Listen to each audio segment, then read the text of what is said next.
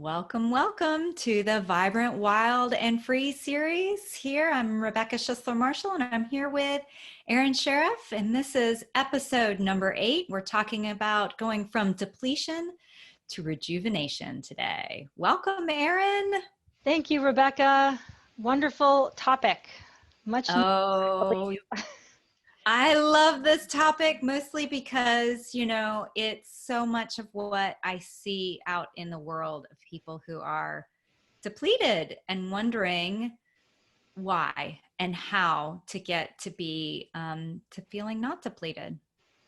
That's right. That's right. I know many of our clients come to us depleted in so many ways, physical, emotional, spiritually, and it's really, really fun to offer up some little nuggets that can help people slowly but surely step into a more rejuvenated, whole, vibrant way of being.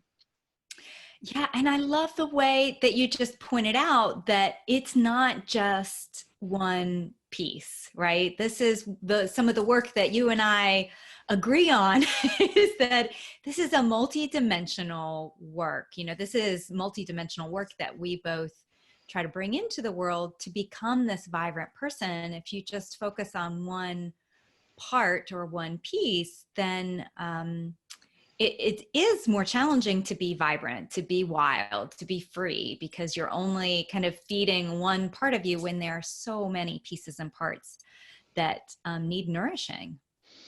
Well, that's right. And also, if you're just kind of trying to plug up the holes, like, okay, I'm going to get more sleep, or I'm going to drink more water, or whatever the thing is, you're really not getting to the root of the beliefs that are causing us to think that we have to do more. We can't have any downtime. We've got to be productive. We've got to work hard. We've got to crank it out.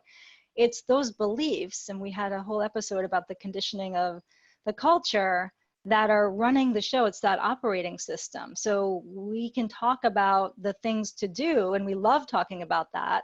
But when you combine that with the inner work and looking at those beliefs that are there and dissolving them slowly but surely, that's when things really start to shift in fundamental ways. Yes. Yeah, it's crucial because, as you said, I love plugging the holes. That's what I so often see is people are like, well, I tried this one thing over here, or I tried this one thing over there. And if we're still trying to, run on the hamster wheel or, whatever metaphor you want to have, then it isn't, we aren't able to do everything in a way that Western culture wants us to do and be vibrant. I think that's the challenge we'll put the link to that show notes and, to that particular episode too in the notes below this. So you can go back and revisit that. But we will talk a little bit today also about some of the things that you can do, some of the things that you can do to begin to move towards being rejuvenated. And part of that, I mean, the reason that we both feel so, it's just so important to both of us, I think, is that we're leading this retreat at Haramara in January of 2020. And this is like the information that we hope that people gain, the information that we hope people see and, move towards is to be more in step with life, to be more vibrant, to be rejuvenated again. And that's what that retreat is all about. And this is kind of the lead up to that. We want people to know there is a way to move to being rejuvenated. Yeah, and it's called a yoga and mindfulness retreat, the Vibrant, Wild, and Free retreat. But in some ways, there's no way that title, we had to pick some words, basically. But it's so much more than that. Yes, we'll do yoga. Yes, we'll practice mindfulness. But there will be all these other pieces that we'll be weaving in that can take someone from depletion to rejuvenation. Like, who are you surrounded by? In our average life, you may be surrounded by people that may be really negative, that may be a stress on you. They may trigger you, whatever. That's just life. We all have that. but you'll be in a container with people who are all kind of there for the same purpose, shedding some of that old baggage, supporting each other. The container will be one filled with love and compassion. The nature will support us. Being out in nature is such a great way to rejuvenate and get over that kind of depleted sense. The food will be gorgeous and nourishing and just readily available. So all of the pieces is just such a good jump start because all the pieces are there to support someone. Yeah, and that's what we had in mind when we were coming up with this retreat, was how could we help? You know, as you said, that word container, I actually really love that word because it's such a great place to hold space for health in this way of there's time created, there's room, you know, in the sense of like, you know, spaciousness of choosing what you would like. There will be people preparing beautiful plant-based nutritious food for you, which in itself can be rejuvenating when you just show up and have this beautiful food, where you get to and then share that food with other people around you who are also looking for that place of rejuvenation and healing to come about. So it's that, you know, that space that's created that we wanted to start with for people, because then it gives you a jump start to what you do want to have in your life, which, as you said, vibrant, wild, and free. We've been talking about that, but it's kind of just the beginning of what we're hoping people will have in their lives and want to help people cultivate in their lives. That's right. That's right. And one of the other beautiful things about Haramara is that there's no Wi-Fi. So it's a digital detox. And that, for the people who came last year, was one of the biggest pieces, because we're so conditioned, we're so at the mercy, almost enslaved to these devices at this point. So to be in a place where, you know what, they're no good. It's just such a reminder, a reboot to ourselves and our own physiology. And I mean, even I'm a modern day mystic. And so sometimes I come out of yoga and I check my cell phone. You know, it's not the healthiest habits that we've laid down. So just that piece, the digital detox piece, can be really, really huge.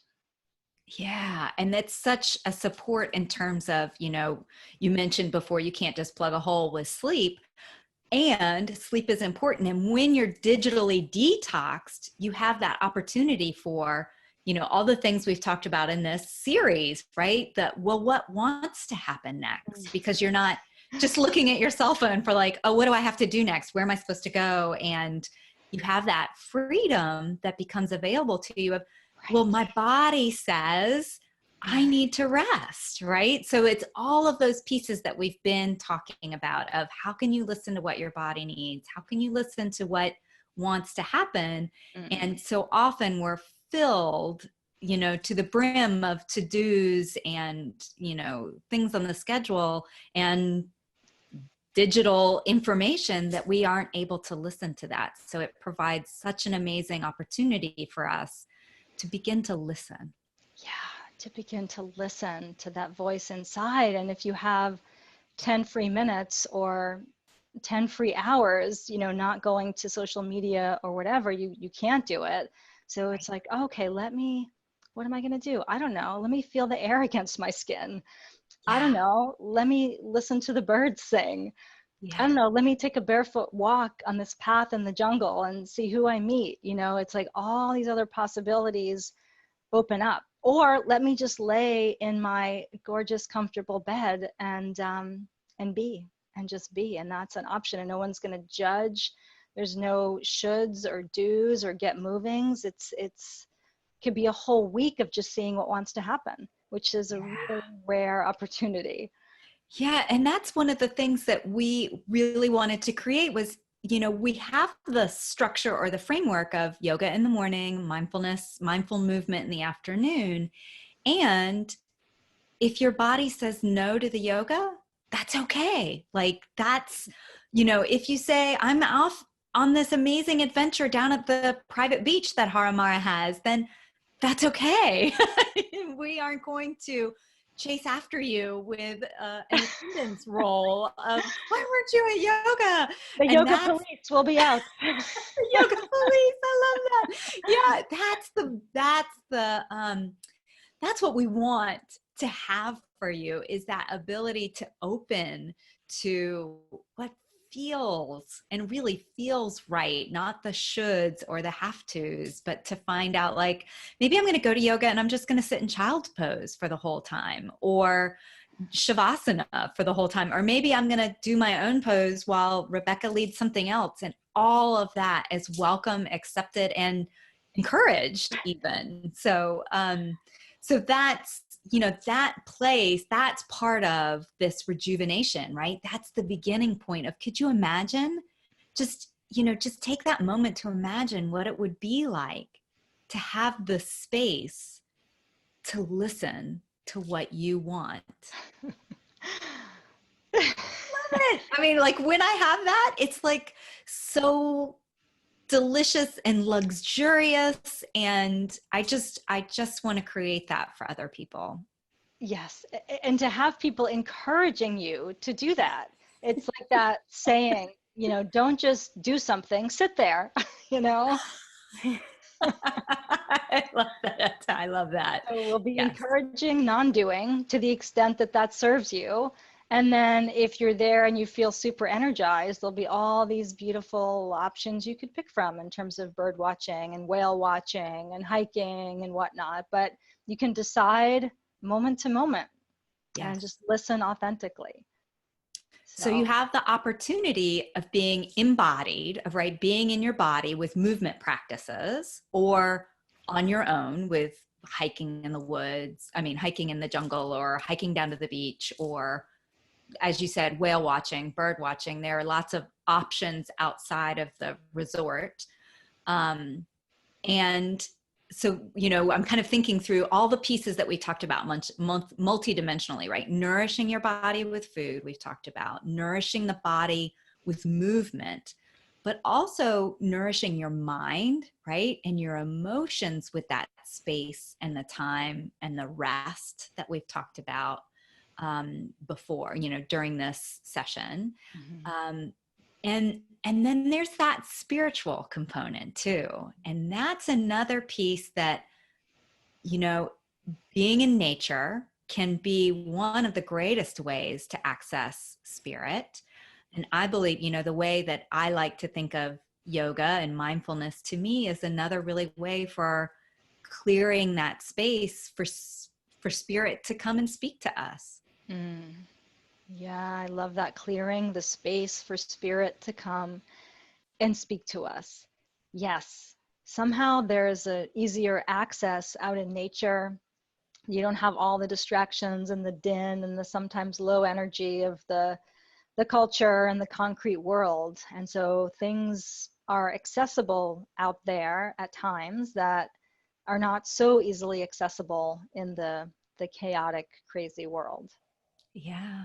Yeah. So, this opportunity, rejuvenation with the body, focusing on the body, focusing on the spirit, focusing on the mind, right? The mindfulness is another piece of that, of mindfulness, of the mental body that like to talk about in my work, of what is the mind saying? What is the mind doing? And how can we begin to quiet that? And as you said, don't just do something, sit there.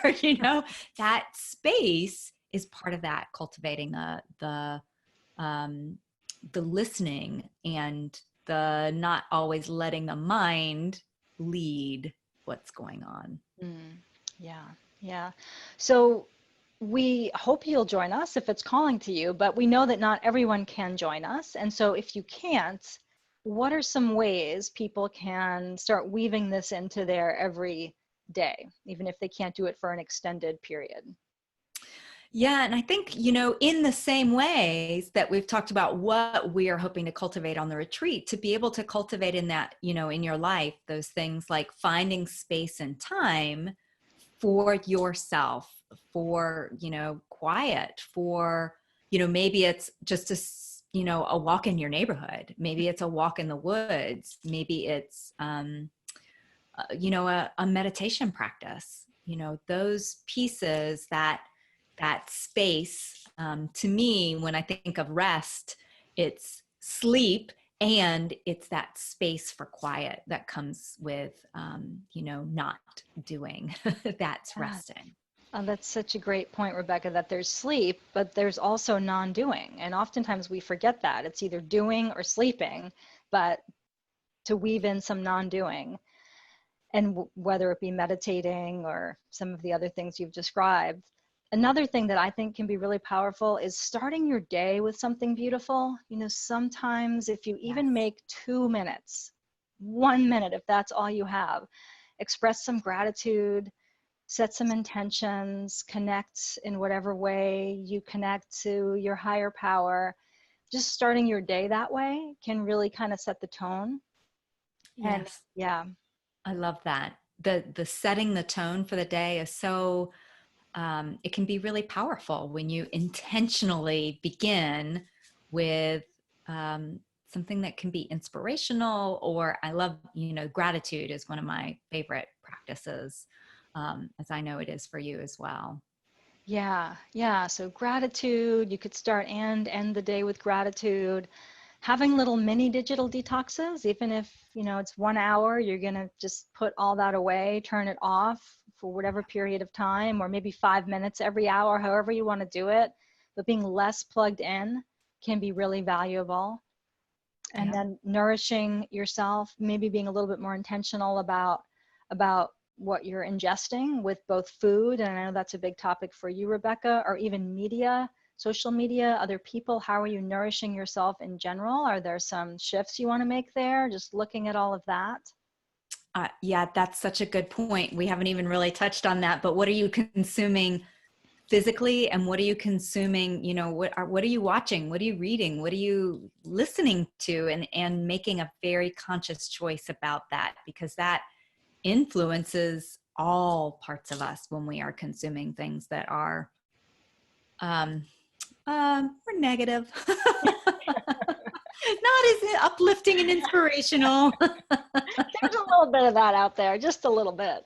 A little bit. Yeah, I love that. Right. The food that we like, even just choosing, like, well, today I'm going to choose this beautiful, bright green or rainbow colored food, that normally I maybe choose something that's more fast foodish, but now I'm going to choose something that's a little more, I'm going to make myself a lunch and take it with me to work. Like that can be very rejuvenating when you choose what kinds of foods. But I love that you pointed out that it's not just food that we're consuming every minute of every day. Absolutely right. Well, Yeah. that's a good start. I think we could do a whole nother episode on this, probably. I think that would be easy for us to do. Yeah, this is both what we're very, interested, and, the I always give my students a hard time when they talk about passionate, but I do think we are passionate about this particular, area, and wanting people to know that there's a different way of being. We don't have to be living in this day in, day out drudgery. Yeah, and Um, and just to be transparent, Rebecca and I both come from a place of being really depleted. We've had times in our lives, and Rebecca, you've been very open about this, where we've been extremely depleted. And so this is something that we've spent a long time cultivating, all these little pieces and playing around and seeing how to optimize it. So if you're super depleted, we've been there. We feel you. We know where you are, and so there's no judgment. There's no shame. It's just, hey, why don't you try playing over here for a little while and see how it feels?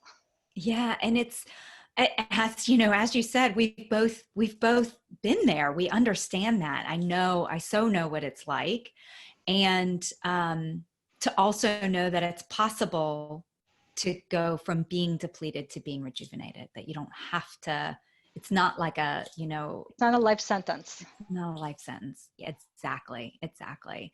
So, you know, please feel free to reach out to us. If you want to try things, one of my teachers always said that if you want to change things, add in one thing. Instead of trying to take out things, add in something that's positive that you want to add in and try that. So choose, you know, take all these wonderful tips, choose something and just try to add it into your day and see what happens. And we'd love to hear how your experiment goes, what you notice.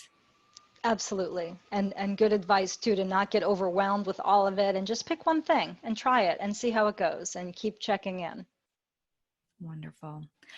And we'd love to have you join us on the retreat if that serves you as well. If that feels like just the jump start that you need, January is a great time to do that.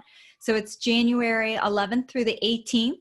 Again, it's at Haramara Retreat Center in Mexico. So it will be about, I think I read that it'll be about 80 degrees during the day and about 60s at night. So that's pretty amazing for January. We'd love to have you join us. And until then, keep, keep taking care of yourself. Absolutely. And bye for now. We look forward to seeing you next time and continuing the journey to being vibrant, wild, and free. Until next time. Bye.